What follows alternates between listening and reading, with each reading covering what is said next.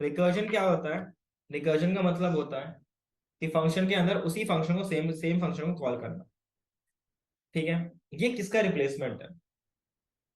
ये जो रिप्लेसमेंट है आपका, ये आपका लूप का रिप्लेसमेंट है। लूप की जगह पे आप इसको यूज कर सकते हो। एग्जाम्पल के तौर पे मैंने क्या किया, मेरे को क्या करना था, एक एरे बना लिया।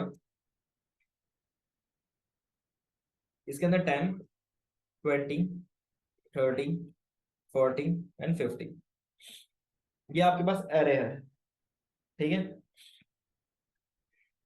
और मुझे क्या करना है, इसका टोटल जितने भी इसके अंदर एलिमेंट्स उनका सम करना है। तो मैंने लिखा लेट सम इक्वल टू में जीरो, स्टार्टिंग वैल्यू जीरो रख दी। अब मैं फॉर लूप चला देता हूँ, फॉर ऑफ चला देता हूँ। और यहाँ पे, यहाँ लिखा एरे, और यहाँ लिख दिया मैंने वैल्यू।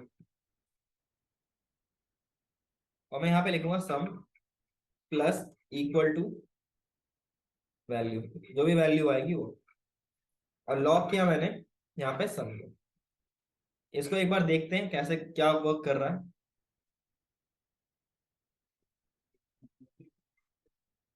इसको करा ओपन।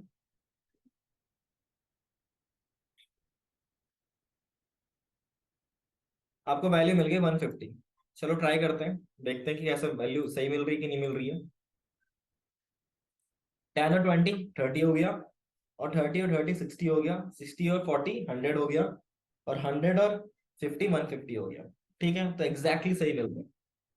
बट इसको मुझे फंक्शन के तौर पे करना है, तो उसके लिए आप रिकर्जन यूज करोगे। तो कैसे करेंगे उसको देखते हैं। मैंने क्या किया, रिकर्जन लिख देता हूँ।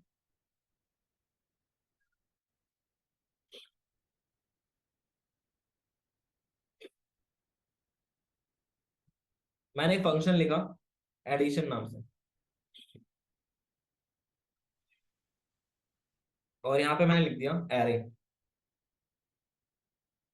दूसरा लेंथ, यहाँ पे मैंने लिखा लेट सम इक्वल टू में जीरो। और मैंने फॉर बोला इफ जो लेंथ है ग्रेटर देन जीरो है, लेंथ अगर ग्रेटर देन जीरो है तो ये चले। तो आप कर दो सम इक्वल टू में सम प्लस एरे, और यहाँ पे लिख दो लेंथ -1, क्योंकि टोटल लेंथ का -1 ही था कि लास्ट उसके बाद वैल्यू इंडेक्स होता है। प्लस एडिशन को कॉल करो, और यहाँ लिखो एरे, और यहाँ पे लिख दो लेंथ -1। ये सम कर देगा, और यहाँ रिटर्न कर दो सम। पहले इसको कॉल करके देखते हैं, फिर आगे समझेंगे। तो मैंने इसे कॉल की कॉपी किया, इसको मैंने यहीं लिख दिया, और मैंने यहाँ पे एडिशन को कॉल कर दिया। इसमें पहले एरे, और दूसरा एरे डॉट लेंथ। अब ये सम रिटर्न करेगा, तो मैंने लिखा लेट सम इक्वल टू में एडिशन, और लॉग किया मैंने यहाँ पे सम। तो 150 आ गया, सेम आउटपुट जो पहले आ रहा था वही आ गया। एक्चुअली हुआ क्या, पहले इसको समझते हैं। जब पहली बार जब पहली बार ये चला, तो यहाँ पे एडिशन की जो एरे की वैल्यू प्रॉपर थी, तो इसके पास ये चीज आ गई। ठीक है। लेंथ की वैल्यू 1 2 3 4 5, तो 5 आ गई। तो ये इधर जाके इधर मिल गया। सम की वैल्यू इनिशियल में जीरो थी, लेंथ ग्रेटर देन जीरो बिल्कुल है, तो ये वाला कोड चला। अब इसको एनालाइज करेंगे। ठीक है। इस कोड को एनालाइज करेंगे, बाकी हम किसी कोड को एनालाइज नहीं करेंगे। तो मैंने इस कोड को कॉपी किया। जब आपके पास, यहाँ पे लिख लेता हूं मैं, जब आपके पास एरे, पूरा एरे था, ये तो हमेशा आपको मिलेगा, ये तो हमेशा आपको मिलेगा। और लेंथ जब आपके पास 5 था, तब ये कोड चला होगा, डेफिनेटली ये कोड चला होगा। तो मैं इतने को देखना चाहूंगा फिलहाल, इतने को मैंने यहां पे लिख दिया इसे। तो लेंथ -1 क्या हो गया, 5 - 1, ये हो गया आपका 4। ये एरे इसको दोबारा से दे दिया, तो सेम केस, इसे कॉपी करो, और इस केस में 4 हो गया। सेम केस कॉपी किया। अब ये चीज पहले से अवेलेबल थी, इसकी जगह पे ये पूरा आया, इसकी जगह पे आया। तो मैंने क्या किया, इस चीज को कॉपी किया और यहां पेस्ट कर दिया। या तो मैं इसको हटा देता हूं, इसकी जरूरत वैसे नहीं पड़ेगी। हम्म। तो इसको हटा दो। तो जब 4 हुआ, तो ये पहले से ही अवेलेबल था, ये 4 आया, और एरे लेंथ -1, ये दूसरा केस हो गया। दोबारा चला, क्योंकि आपके पास दोबारा से लेंथ क्या है, 4 है, ये चला तो ये भी चलेगा। ठीक है। तो इस केस में एरे तो पूरा है, और ये आपका 3 हो गया। तो इसको मैंने उठाया, इसको हटा देते हैं, और इसकी जगह पे, अब इसकी जगह पे इसको उठा लेते हैं, और यहाँ पे आपके पास ये 3 हो गया। उसके बाद ये वाला पार्ट दोबारा चलेगा, क्योंकि ये 3 था आपके पास। तो मैंने इस दोनों को कॉपी कर लिया,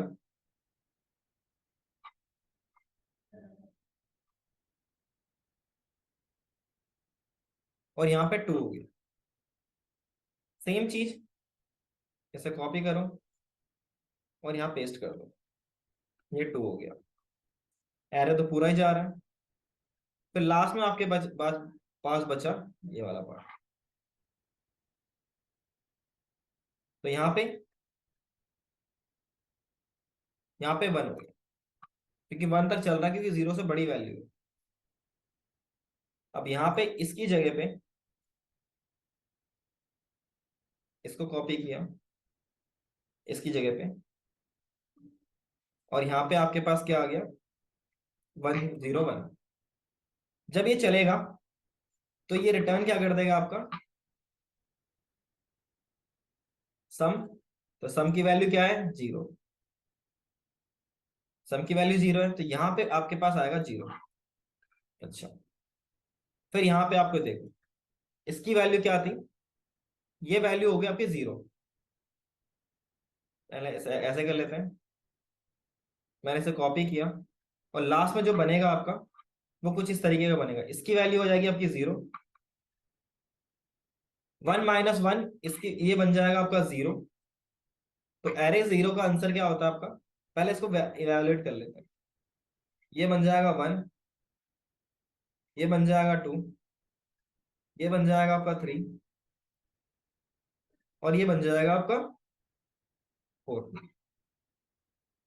इसे कॉपी किया, पेस्ट किया। अब मैं इसको इवेलुएट करता हूँ। एरे की जो 0th इंडेक्स पे था, वैल्यू क्या था आपका, 10। एरे के सेकंड इंडेक्स पे कितना, फर्स्ट इंडेक्स पे क्या था, 20। एरे की थर्ड इंडेक्स पे, जो सेकंड इंडेक्स था, उसमें वैल्यू क्या थी, 30। एरे की जो फोर्थ इंडेक्स था, मतलब थर्ड इंडेक्स था, उसमें वैल्यू थी 40। और एरे की फोर्थ इंडेक्स में क्या वैल्यू थी, 50। और इन सबको कैलकुलेट आप करोगे, तो आपको आंसर मिलेगा 150। तो इस तरीके से ये इवेलुएट हुआ। किसी को कुछ डाउट है, कुछ पूछना है? क्योंकि मैंने ये पूरा करके दिखा दिया कैसे ये वर्क कर रहा है। ठीक है। याद रखना, अगर आप यहाँ पे चेक नहीं लगाओगे, तो बार बार चलता रहेगा, और आपके पास यहाँ पे एरर आएगा। ठीक है। इसको लिखना हो तो लिख सकते हो। अगर कोई डाउट है पूछना, तो पूछ सकते हो।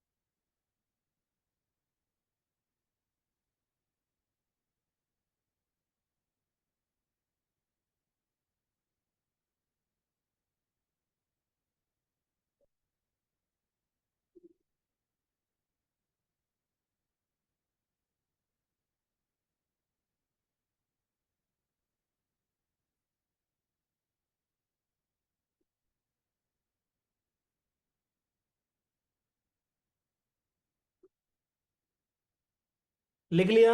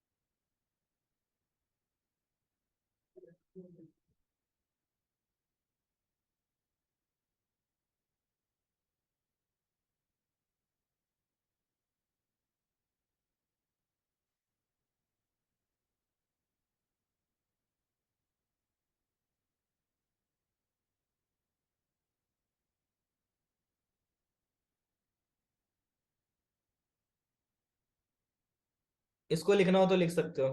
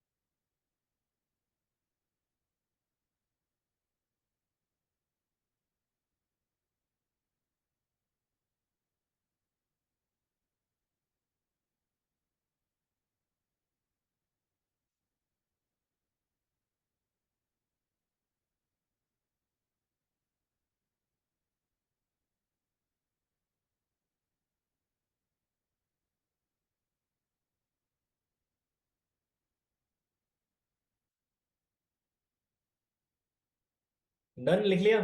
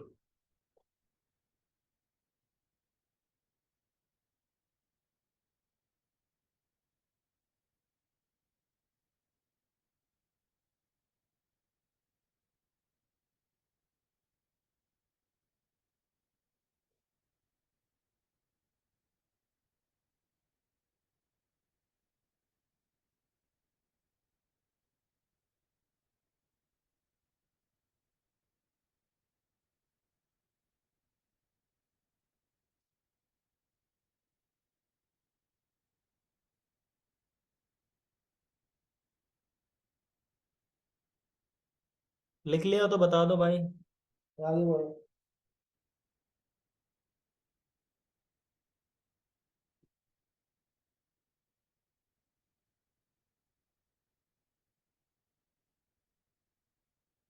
Redmi note 7 pro please rename कर लो, नहीं तो मैं रिमूव कर रहा हूँ आपको।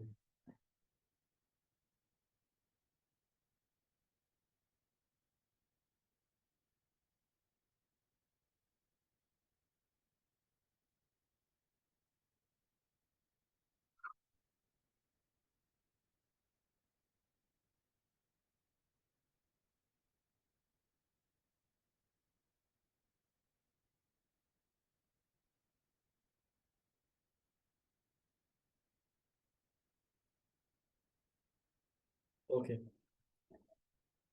ठीक है। तो ये था आपका रिकर्जन। रिकर्जन बेसिकली आपका डेटा स्ट्रक्चर का पार्ट है, नॉट अ जेएस पार्ट। ठीक है। इसके बाद डालो टॉपिक स्टैक।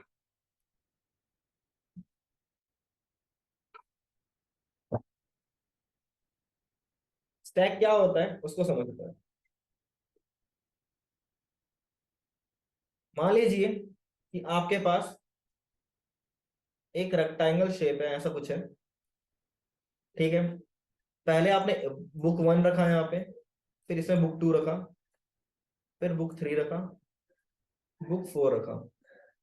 तो नीचे से ऊपर आप क्या कर रहे हो, बुक को ऊपर ऊपर रखे जा रहे हो। तो इसी को हम कहते हैं स्टैक। इसके अकॉर्डिंग क्या है, जो लास्ट में रखा होगा वो पहले निकलेगा। जैसे पहले फोर, आप फोर निकला,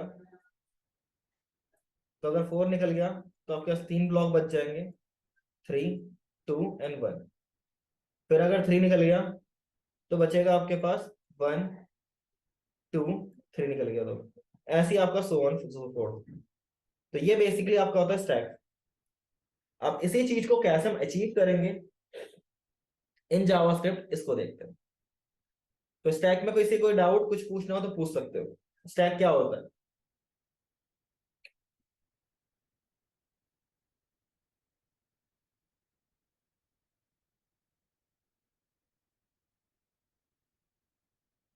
किसी को कुछ पूछना है, स्टैक क्या होता है?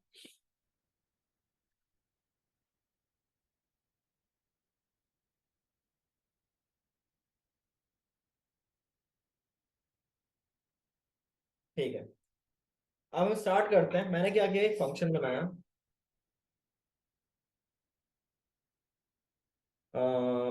फंक वन नाम से बना लिया।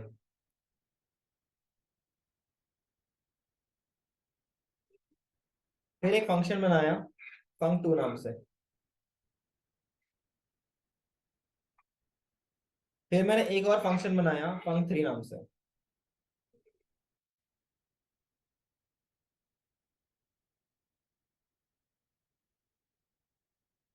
और मैंने क्या किया, यहाँ पे लॉग लिख दिया, फंक वन कॉल्ड, फंक थ्री सॉरी कॉल्ड। कॉपी, यहाँ पे फंक टू लिखा, और यहाँ पे फंक वन लिखा। बट लिखने से पहले मैंने पहले फंक टू को कॉल किया, और फिर मैंने फंक थ्री को कॉल किया यहीं पे।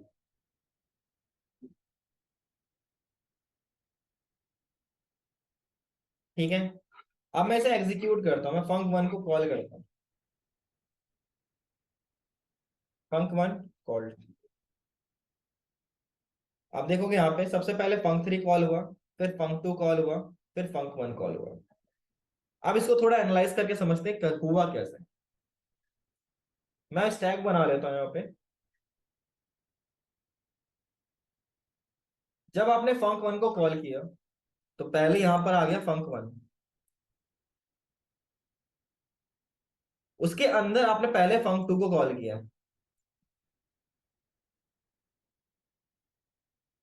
फंक टू। उसके अंदर अब फंक, इसके अंदर पहले वही फंक थ्री है, तो आप ये वाला उठ के यहां तक आ गया, तो ये खुल गया आपका फंक थ्री।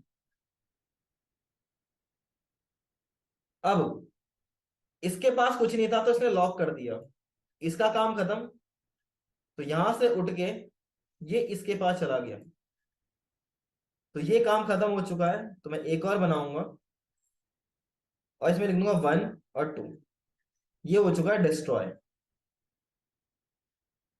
अब ये कॉल हुआ, इसके नीचे कोई स्टेटमेंट नहीं था, तो ये भी खत्म हो चुका है। तो ये उठ के इधर चला गया। तो ये आपका जो स्टैक है उसमें वन बचा और टू हो गया कैंसल्ड। अब वन ही बचा है, इसको मत इग्नोर करना, इग्नोर कर दोगे। और फिर ये एग्जीक्यूट हुआ, और फाइनली ये भी रिमूव हो गया, तो कॉल स्टैक खाली हो गया। तो ऐसे एक स्टैक वर्क करता है। ठीक है, किसी को कोई डाउट कुछ पूछना हो तो पूछ सकते हो, और अगर स्टैक का एग्जांपल लिखना है तो लिख सकते हो।